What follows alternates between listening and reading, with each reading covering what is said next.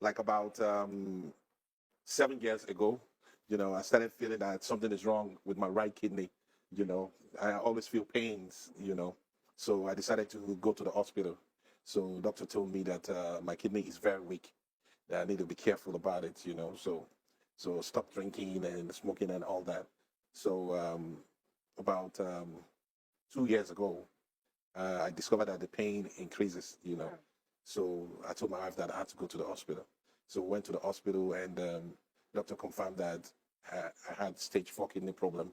Wow. That the only thing I can do right now is to start dialysis. And it could reverse it if I do the first or second one. Yeah. And if that doesn't happen, that they feel that the best option for me is to get a kidney transplant done. So it was like, so my wife called a friend who had kidney transplant sometimes ago. So she was like, yes, that we should go and see Dr. Bamboye. Okay. So we booked an appointment and went to St. Nicholas Hospital. We saw Dr. Bamboye and he did all his checkup and all that. My wife was with me there.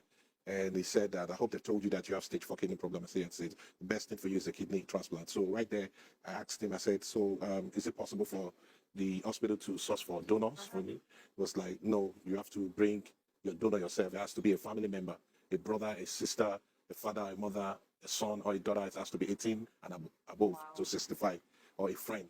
So right there, my wife asked the doctor, said, can I be a donor for him? So doctor was like, yes, you can if you are compatible. I was like, so how do I know that I'm compatible with him? Said, you have to carry out a couple of tests. Said, can I start that now? I was shocked. Right there, so That's selfless. yeah, Very. I was shocked. We never discussed this. We never said anything. So she did the first, second test, and we were compatible. We had about 15 more tests to go for. So carried it all out. Everything was okay. There was this last one on my dialysis bed. Doctor came and said they saw something in her that might make me to look for another donor if it is what it is. Wow.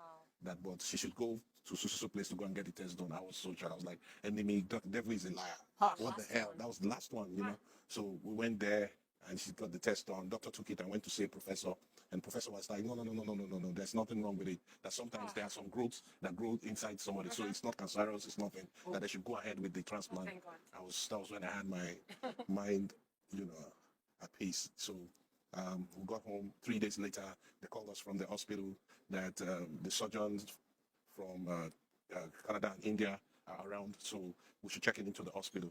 So me and my wife left. She was just in a hurry. She was like, let's get this thing done. Let's get it done. She's so faithful. Her spirit is so high. She kept telling me that don't worry, everything will be fine.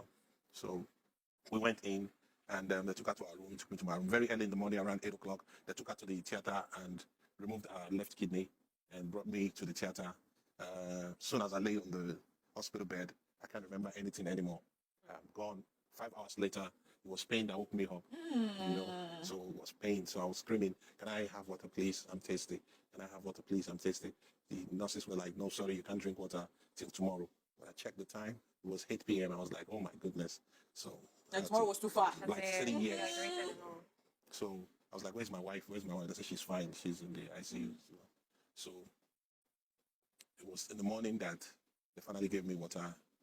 And I was shocked when the doctor came and said, so you guys, you are free to eat whatever you want to eat now. I was like, Wow. Just like that? Wow. One day I was shocked. Eat, get out. Said, yes, you are free to eat whatever you want to eat now. You are new now, whatever you want to do. Congratulations to you, all your surgery was successful. So I said, please, I just want to see my wife. So then I went to bring her, I was so happy. I thanked her and prayed for her and appreciated her. For instance, what was going through my mind was, what if we were not compatible? I would still be at the dialysis center looking for a donor. Yes. Oh my gosh. It's crazy. Oh wow.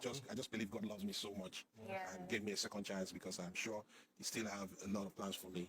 Yes. I totally agree. God actually loves you, and your wife loves you too. Yes, my wife